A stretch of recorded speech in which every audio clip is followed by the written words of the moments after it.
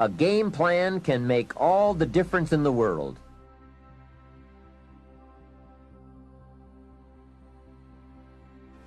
I was in South Africa for a lecture tour some years ago, and I picked up this short article by Arnold Bennett on the subject of time. I thought it was excellent, and I'd like to share it with you now. Time, he wrote, is the inexplicable raw material of everything. With it, all is possible. Without it, nothing. The supply of time is truly a daily miracle, an affair genuinely astonishing when one examines it. You wake up in the morning and lo, your purse is magically filled with 24 hours of the unmanufactured tissue of the universe of your life. It is yours. It is the most precious of possessions. No one can take it from you. It is unstealable. And no one receives either more or less than you receive. In the realm of time, there is no aristocracy of wealth and no aristocracy of intellect. Genius is never rewarded by even an extra hour a day. And there is no punishment. Waste your infinitely precious commodity as much as you will, and the supply will never be withheld from you. Moreover, you cannot draw on the future. Impossible to get into debt. You can only waste the passing moment. You cannot waste tomorrow. It is kept for you. You cannot waste the next hour. It is kept for you. I have said the affair is a miracle, is it not? You have this 24 hours of daily time to live. Out of it, you want to spend health, pleasure, money, content, respect, and the evolution of your immortal soul. Its right use, its most effective use, is a matter of the highest urgency and of the most thrilling actuality. All depends on that. Your happiness, the elusive prize that you are all clutching for, my friend, depends on that. Mr. Bennett continues, if one cannot arrange that an income of 24 hours shall exactly cover all proper items of expenditure, one does muddle one's whole life indefinitely. We shall never have any more time. We have, and we have always had, all the time there is. Isn't that well said? Let's consider some approaches to managing our time most effectively. The first approach is to ignore the subject altogether. The man says, I've been late all my life. I can't ever seem to get a handle on my time. Heck with it. I'll just struggle along the best I can. That's okay. It's your life, right? You can do with it as you please. But consider what this attitude might be costing you. Here's the second approach. Step down to something easier. Again, that's okay too. A man works for a company, then decides he wants to own one. When he gets that responsibility, comes to work before everyone else, leaves after everyone else, he now says, I would rather work for someone else's company. Hey, again, it's your life. Success is not a stereotype. There isn't just one model. Know clearly what success means to you and be comfortable with the price you pay for it. You might have heard the story of the little girl who complained to her mother that her daddy never had time to play with her. She said, why doesn't my daddy play with me? He comes home from work, goes to the study and works, comes out for dinner, goes back to work again. I want to play with my daddy. So her mother explained to her, your daddy is very busy. He loves you very much, and that is why he works so hard. At his office, he has so much work to do that he has to bring the rest of it home and finish it here. That is why he can't play with you. The little girl thought for a moment, trying to solve this problem, and came up with the answer. She said, well, why don't they just put him in a slower group? Hey, not a bad idea. Don't throw away other important values in your life just going for one. I went for some things in my life and found out later I had paid too much. If I had known how much they were going to cost, I never would have paid. So that is a consideration. The next approach to time management is to work longer and harder. And we all know the dangers there, right? Unless you aren't working at all, then you probably need to work longer and harder. But for some people, if 10 hours won't do it in a day, they work 12. And if 12 won't do, they move it up to 14. Some people even take on 2 jobs. And there are some very real dangers here, not least of which is health problems that result from not being able to handle the stress. So you've got to be careful with this approach. The last approach, I think, is the best, and that is to get more out of you. In the time you have assigned to labor, make the hours more valuable. The key is not to work harder, but to work smarter. If you're putting in about 8 or 10 hours a day, 6 days a week, that's about it. You can't work much harder. But remember, it's not the hours you put in that counts. It's what you put in the hours.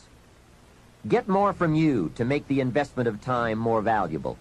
And no telling how valuable you can become. We don't lack the capacity. We only lack the ideas and the will and the discipline to carry them out. In considering the subject of time management, remember that a big part of the key for changing is to take it in small steps. Most of us don't make revolutionary changes. We change a few degrees at a time. When you get some life momentum rolling, it's not that easy to make all the changes all at once. Hey, you can't whip a U-turn with the Queen Elizabeth II.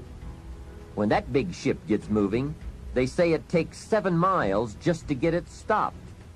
So when it's really moving, you just have to nudge it a little, and finally you get it turned. That's a lot like our lives. A few nudges at a time. Everything in life is a lot like that. Emotions are a good example. Either you master them, or they will master you. Something is always going to master, and something is always going to serve. Whether it's your emotions, your enterprise, or your project. Difficulty will serve or master. Fear, anxiety, inclinations, they all serve or master. We must learn to send our inclinations to school, to teach them how to behave, how best to serve, and to learn their true value. So that is key 1. Get in charge. You be the master.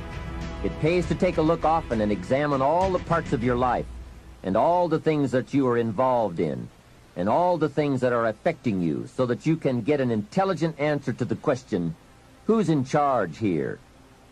It's so easy when you get something started to unwittingly relinquish the reins of authority so that it begins to subtly but surely take over. Soon you become the servant.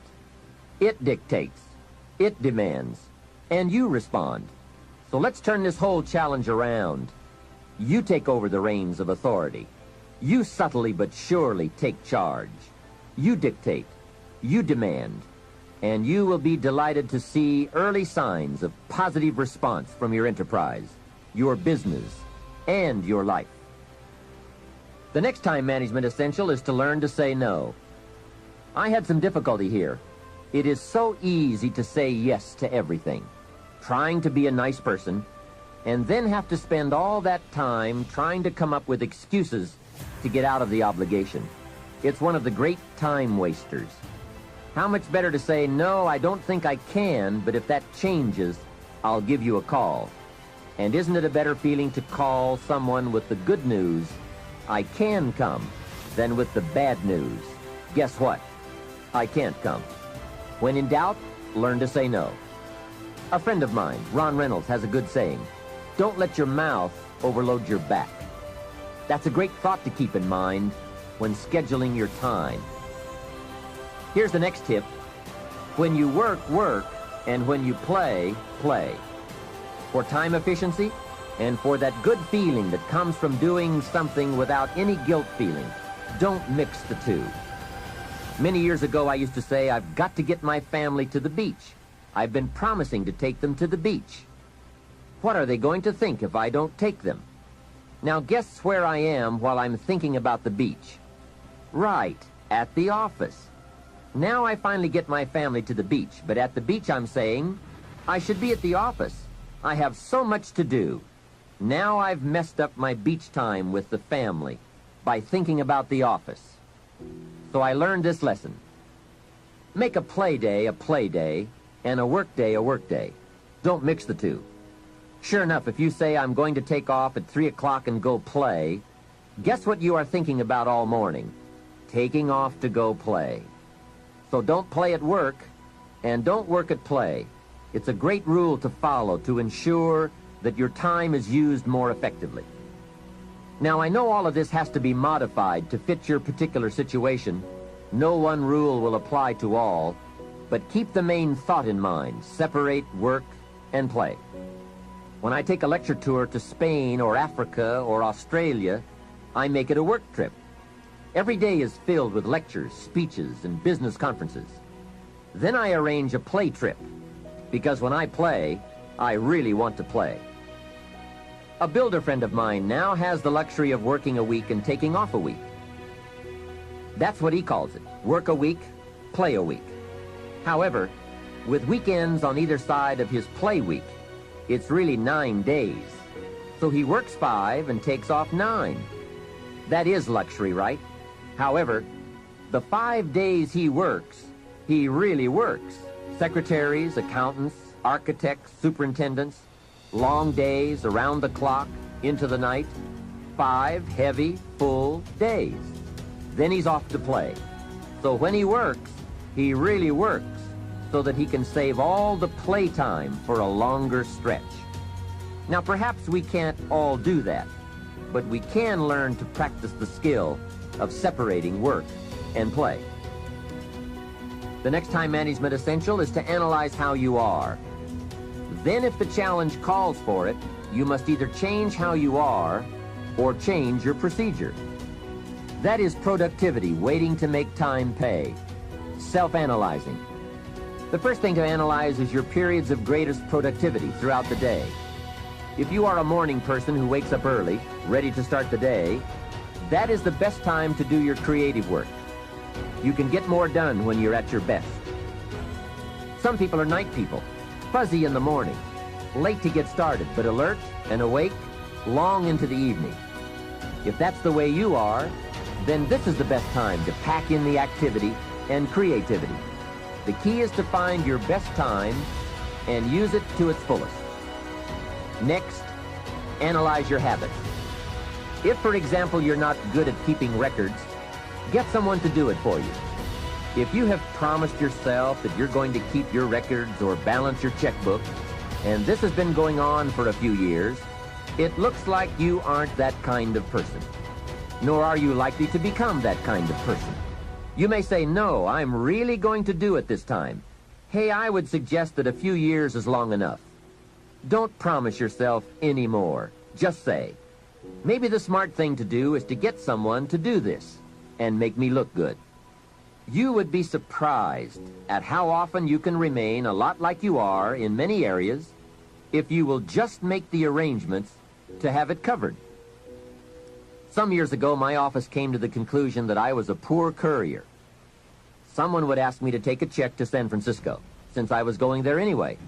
I would say, sure, no problem.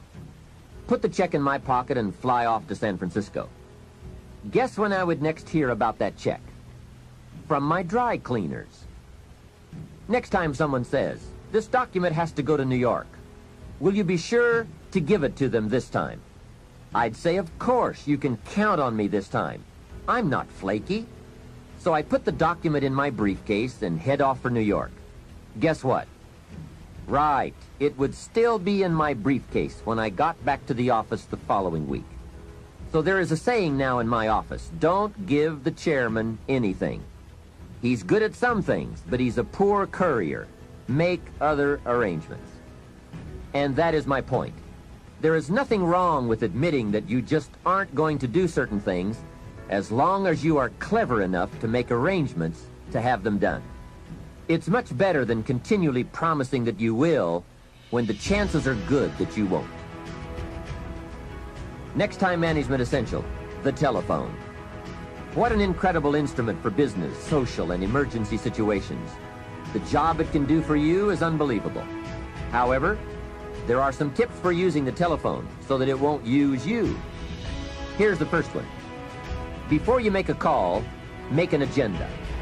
An agenda is simply a list of the items you want to talk about, especially if it's a business call. It is one of the better habits to develop. Did you ever make a call and toward the end of the conversation say, let's see, there was something else I was going to talk to you about? I just can't think of it right now, but if I think of it later, I'll call you back. A great time waster, and for a business call, not very sophisticated on your part. Making an agenda before you make a call serves to keep your conversation on course, so that you cover the essentials without missing any of them. Also, it helps to keep the conversation on track and control the tendency to wander into non-essential chit-chat. It is also a money saver. The extra minutes saved by keeping to an agenda and a few pleasantries is major. I know. My business telephone bill just in California got up to $13,000 a month, and this was one of the problems.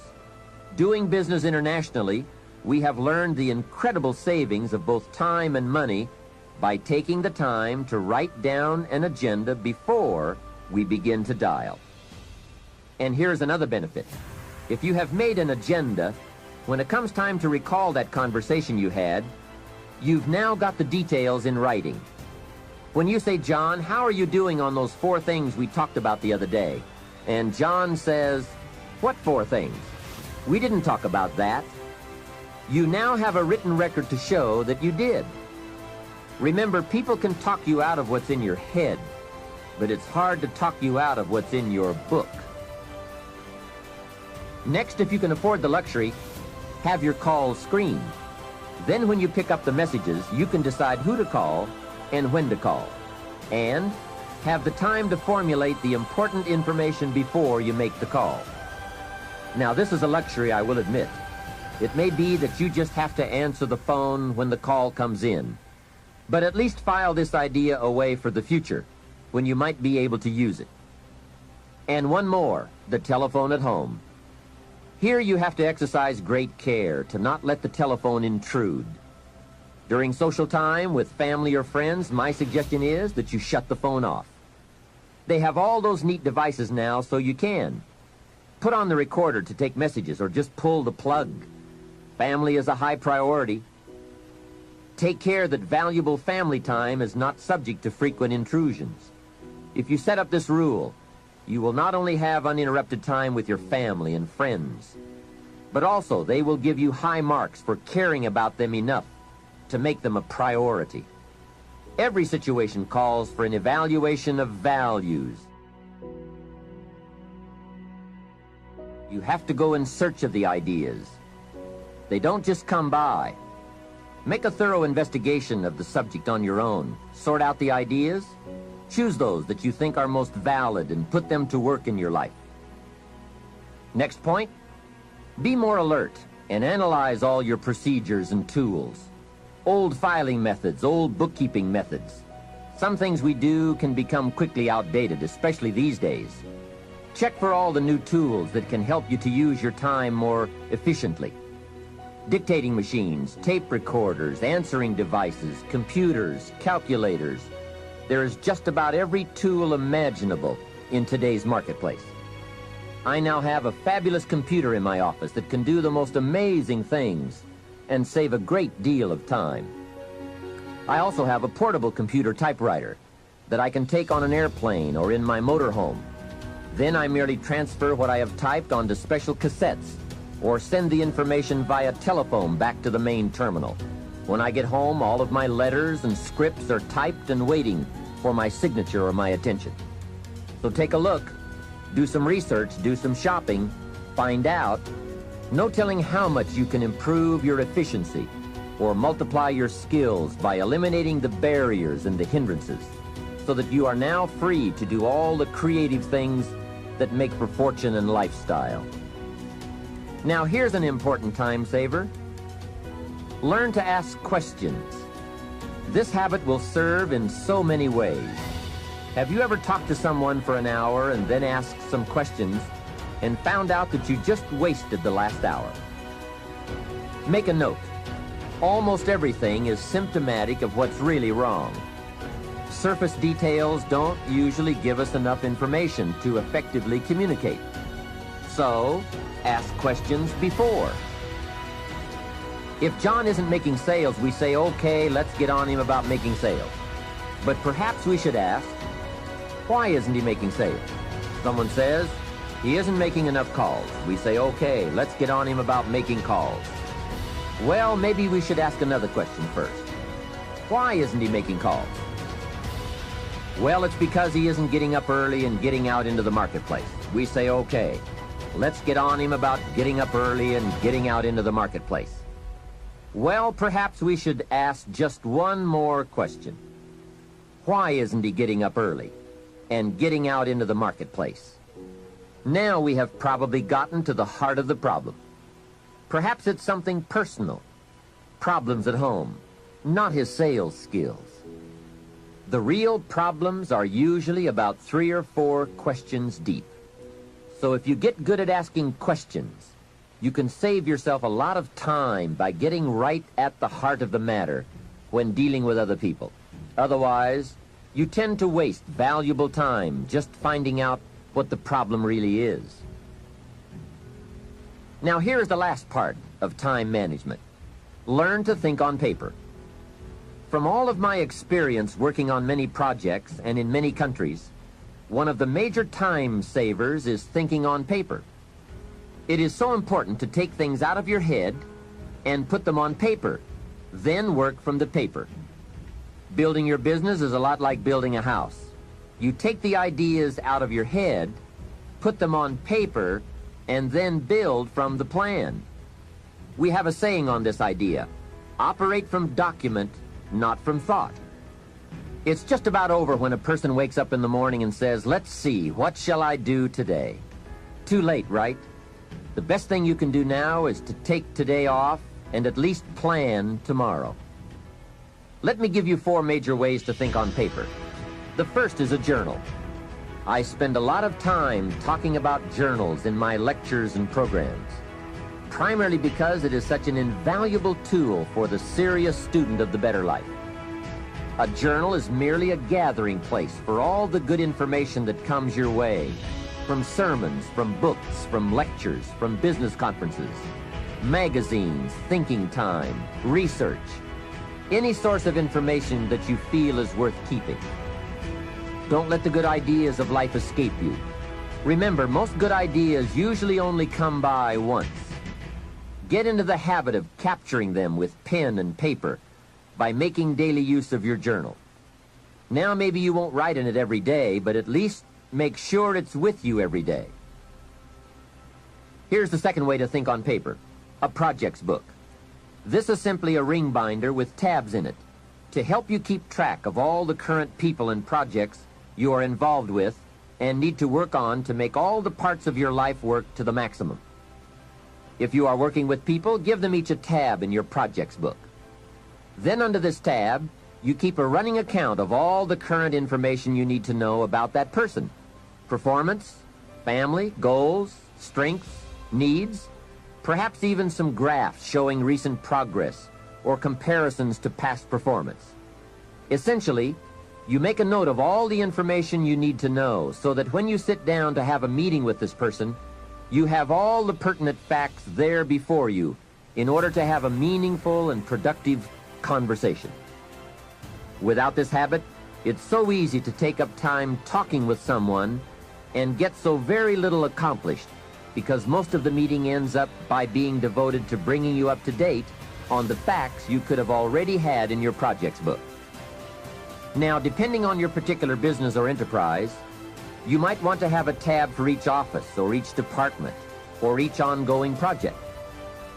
On a more personal level, you might want to have a tab for each family member or for your personal projects, investments, finances, game plans, and so forth. It's just an effective way to keep all the key pieces of information readily available so you won't have to be continuously hunting through files and drawers for the data. It is the best way I know of to study your business and life projects. A projects book is a guideline for this study. We simply don't study files. They are for storing information.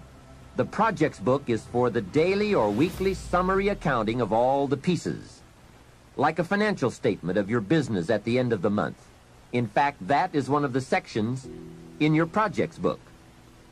And another secret: with a guideline to study, it keeps you on good mental track. If you try to study your business and your life in your head, you will for sure miss something, miscalculate, or let your mind go undisciplined in those high thought areas where the ideas and plans and inspiration for fortune lie. It's the organized, better disciplined thought that produces abundance. Everyone is thinking, but mostly about how to get by. I'm asking you to develop these tools and disciplines to think about how to become wealthy and happy, powerful and influential, sophisticated and unique. The next way to think on paper is to keep a day timer, a daily log of your list of things to do and your appointments and schedules. This is where I also keep the agenda for my telephone calls. It becomes a clear and useful record. If you have a business and need to keep track of expenses for income tax purposes, your day timer should also accommodate this need. A day timer is also a good place to record telephone numbers and other key information that you need on a daily basis. Basically, it's a way of keeping a record of your daily activities. Your day timer can also be used as a gathering place for all the details or highlights from your day which need to be logged into your journal or projects book at a later time. It's just an efficient means of keeping track of your days and scheduling your projects and appointments. I strongly recommend that you develop the day timer habit. It only takes a few minutes a day to keep your records up to date, and the time and information you save by using one is massive. Now here's the fourth way to think on paper: the all-important game plan. A game plan can make all the difference in the world in how your months and years work out for you in terms of both accomplishment and satisfaction. Whether you do business at home, down the street, within the community, or around the world, game plans are essential for maximizing productivity. Here's a phrase worth remembering, and that is, don't start the day until you have it finished. That idea is worth the money. A plan before you start. A day is a major piece of the whole strategy of your wealth plan, your success plan. I know it is laborious, but it's labor and effort that pays in cash and accomplishment. And remember, value is on the other side of effort, not hope. Now, if you want to make a lot more progress and income, here's the key. Don't start the week until you have it finished. Of course, it is more challenging to finish a week than to finish a day, but the pay and the results are so exciting, you won't mind the challenge. And if you want to make a lot of money and big success, don't start the month until you have it finished. That one is a stretch, but high in reward. Now, if you want to start walking among the heavyweights, here's the key. Don't start the year until you have it finished. I don't want to kid you. This one is difficult. It's reserved for those few who do and become the superstars in accomplishment, enterprise, wealth, influence, and lifestyle. It's a high road of sophisticated disciplines, but I'm positive you will like the view and the taste and the company. A game plan is merely a spreadsheet for your activities. It can be a game plan for a day, a week, a month, a year, several months, or several years. And a game plan can be for a single project or for a variety of concurrent projects. Here's how it works. On a sheet of graph paper, you make vertical columns for the weeks or months that this plan is to cover. Then, on the left side of the paper, you make a heading called Activities. Under this heading, you list all of the activities to be performed within that time frame. Let's say that part of your business requires providing ongoing training programs for your employees. Under the column marked Activities, you merely list the various training programs you wish to conduct for the next 12 months. Then under the vertical columns for each month, you block off particular periods of time for these training classes. Game plans can be used to help you plan almost any aspect of your business or enterprise.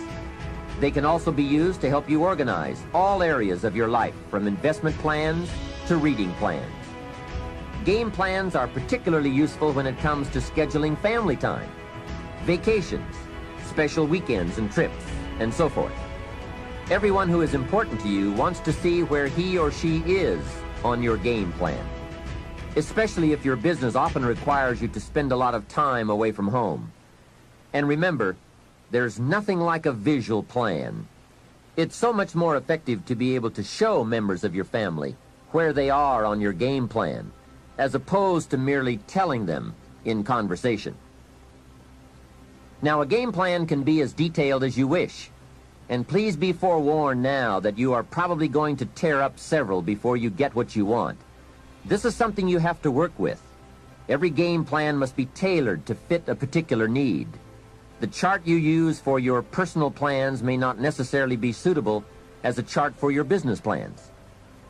Here is another key benefit of using game plans. If you have your plan in your projects book or up on a wall somewhere, it serves as a constant reminder to get busy on all the activities you have scheduled. Or, if there are a lot of blank holes beside the activities you have listed, your plan reminds you to get busy scheduling them. Now you might well ask, doesn't a calendar do the same thing? Not really. Many of the events on your game plan will be on your calendar, but here are the major differences. First, the visual reminder of the spreadsheet and the list of activities on the left that have no corresponding time assigned to them on the right serve to remind you of what is not yet done. A calendar just won't give you that kind of information. And second, it is so important to take a look at 3 months, 6 months, 1 year at a time for highly effective planning. With a game plan, you can get a sense of the whole picture of the time frame and all of the important activities at one look. To effectively design something, you just have to have a picture of the whole finished project, complete, or as complete as possible. Game plans are both exciting and painful. Painful because of all the things you must get on with and plan, make up your mind about, or give serious thought to. And painful because they illustrate how far behind you are sometimes. But they are also very exciting, both because they help you to foresee how your life, your business, and your family are going to unfold over the coming months, and because they can help you get the job done. It's like looking at the artist's rendering of the finished project. It brings all kinds of feelings to the surface as we see it all take shape and unfold. And it also gives you that incredible feeling of being in charge. You have your life in hand and in order and well designed. Remember how valuable a day is. It is part of your whole life enterprise. A day is like a piece of the mosaic of your life. Fashion it wisely to the best of your genius. For as someone once said, at midnight, the winged messengers come and gather up all these pieces and take them off to wherever the mosaic is kept. And surely on occasion one messenger says to another, wait till you see this one. A well-fashioned day with a beginning and an end, a purpose and a content, a color and a character, a feel and a texture. This well-fashioned day takes its place among the many and becomes a valuable memory and treasure. An equity of experience and spirit and life. And remember, the genius to do all this lies within you. Never forget that. Some people say, if I was as smart as you are, make sure you make the correction in thinking to say, if I had developed as much of my smart as you have. That's it. We're all smart enough. We just have to develop that smart into a plan.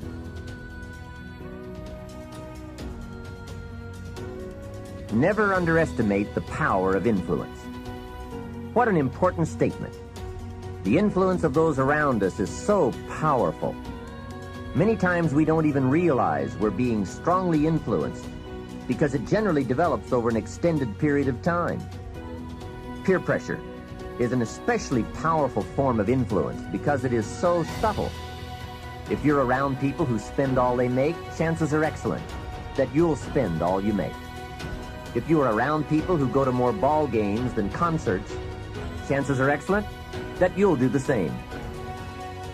If you're around people who don't read many books, chances are excellent you won't read many books.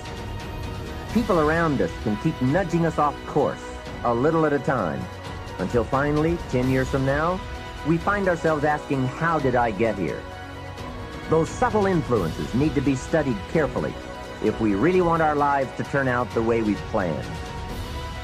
Now, on this major point, let me give you 3 key questions to ask. This may help you to make a better analysis of your current associations. Here is the first question. Who am I around? Good question.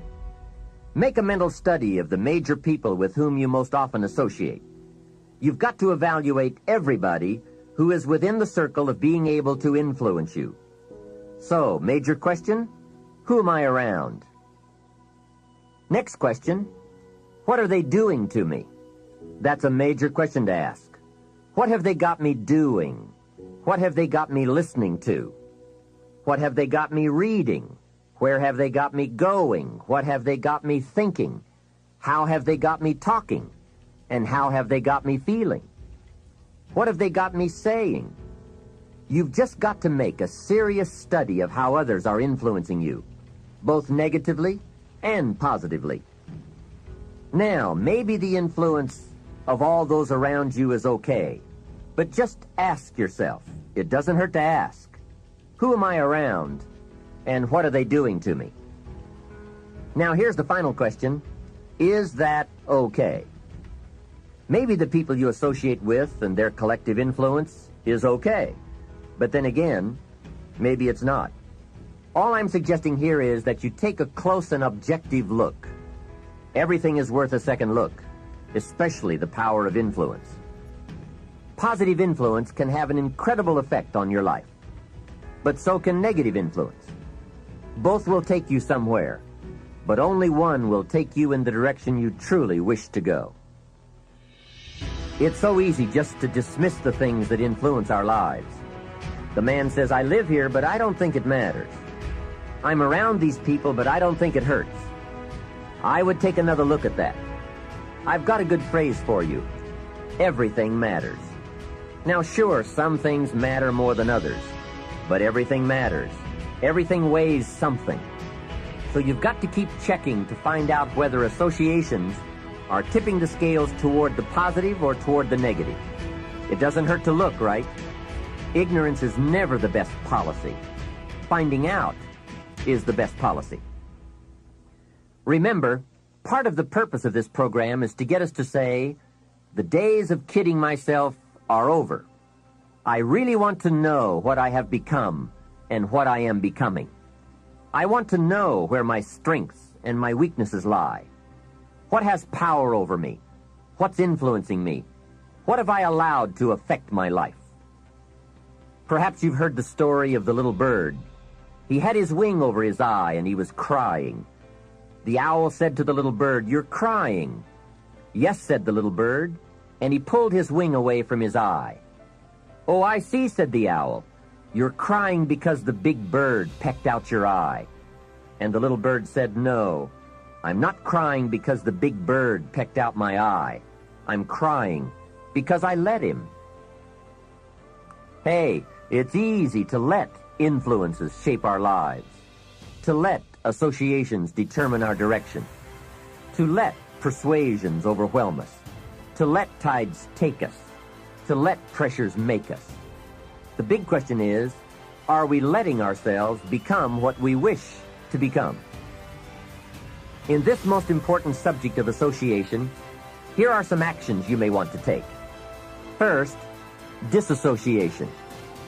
You may, after a study of those 3 questions, who am I around, what are they doing to me, and is that okay, you may come to the serious conclusion that there are some people you just have to break away from. I'm not saying that it's an easy step to take, and it's not to be taken lightly. However, I am saying it may be an essential task. You may just have to make that hard choice not to let certain negative influences affect you anymore. Remember, it could be a choice that saves the quality of your life. The second action you may want to take is limited association. It could well be that you are spending too much time in a certain area of your life with a certain group of people. It's easy to put time and effort in the wrong place. The guy spends 3 hours at the ball game and 30 minutes listening to the sermon. See, that's called out of balance. 30 minutes for spirituality, 3 hours for entertainment.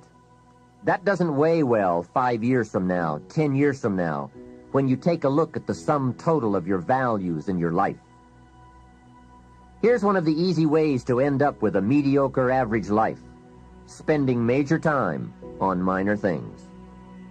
Sophisticated people learn to weigh everything before they spend time or money. You've got to weigh before you pay. Whether you're going to spend heavy time or light time, you've just got to weigh. Otherwise, if you're not careful, you can get trapped into spending heavyweight time with lightweight people. Now, it's okay to have casual friends as long as you give them casual time, not serious time. Spend major time with major influence and minor time with minor influence. It's so easy to do just the opposite, but don't let it be said that you fell into that trap. So maybe all you need to do to change some of the influences in your life is not to eliminate them, but merely limit them. Say, I have a good time with these people, but I'm not going to spend days and days with them anymore. I'm just going to cut that down and save some of that time for more major people and more major enterprises. Remember, it's your life. You can spend your time with whomever you want and whenever you want. But you didn't invest in this program for me to kid you. Take a look at your priorities and your values. We have so little time at our disposal. Wouldn't it make sense to invest it wisely? If you have only $100 in your pocket, it's okay to spend $20 for fun and put $80 toward your important values and commitments. But would you be happy reversing those percentages? Better to put the majority of your money where you know it will get you a positive return, rather than put it where the taste is brief and the results are poor. Of course, you must be the judge. You must determine whether the situation and the people call for disassociation or limited association. But remember, if it isn't taking you where you want to be 5 years from now, 10 years from now, now is the time to fix it. The third process is the one I most strongly suggest you begin, and that is called expanded association. That is, spending more time with the right people. People of substance and culture, people who understand philosophy and discipline, people of accomplishment and character. Many years ago, Mr. Schultz said to me, Mr. Rohn, if you truly wish to be successful, you've got to get around the right people. Then he said, it looks like in your present circumstances you're going to have to plot and scheme. And that was true. I had to plot and scheme to get around the right people. On some of those early opportunities I had to be around successful people, I would park my car a couple of blocks away. I knew that if they saw my car, I'd never get in. On more than one occasion, I got the question, how did you get here? To which I would respond, oh, someone dropped me off. And that was me dropping me off a couple of blocks away. Whatever you have to do, do it. Keep asking the question, who can I get around? Who could I spend some time with who would have a positive influence on my life? I played every trick in the book I could think of to get around the right people, but it was worth it. Now here's the surprise. It is possible for a modest investment to get around major people. If you had a chance to sit down for an hour or two with a wealthy person, and all that you had to do was to pick up the lunch tab, wouldn't that be a bargain? That person might drop an idea on you that could change your life for a lunch tab. And that's where we need to go to get our success plan, from successful people. Don't pick up your plan, especially your financial plan, from unsuccessful people. Here is something else exciting. It's possible for people of modest means to start a wealth plan. You don't have to be wealthy to have a wealth plan. You don't even have to be healthy to start a health plan. All you have to be is smart. Smart enough to say, hey, I've got the wrong plan, and I'm going to get around someone who has a better plan and make it my plan.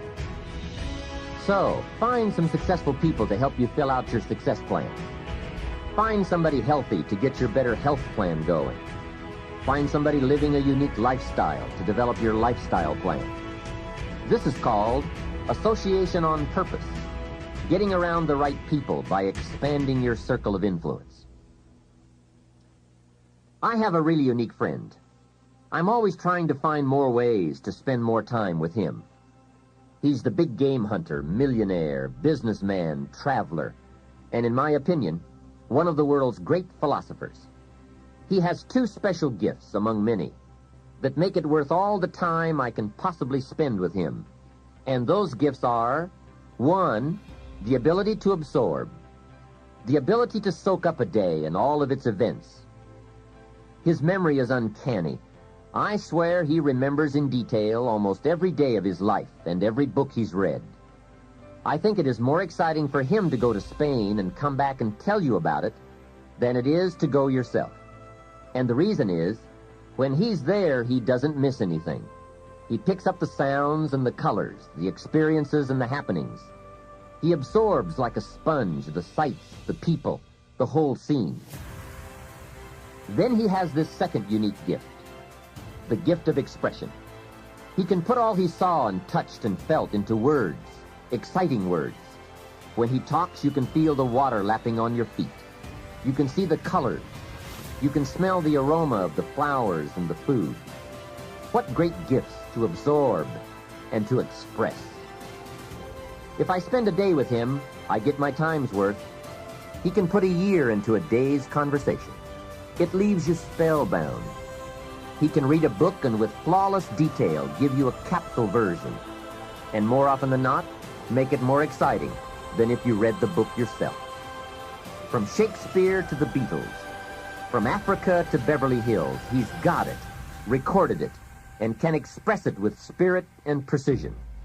You can imagine what a valuable association this is for me.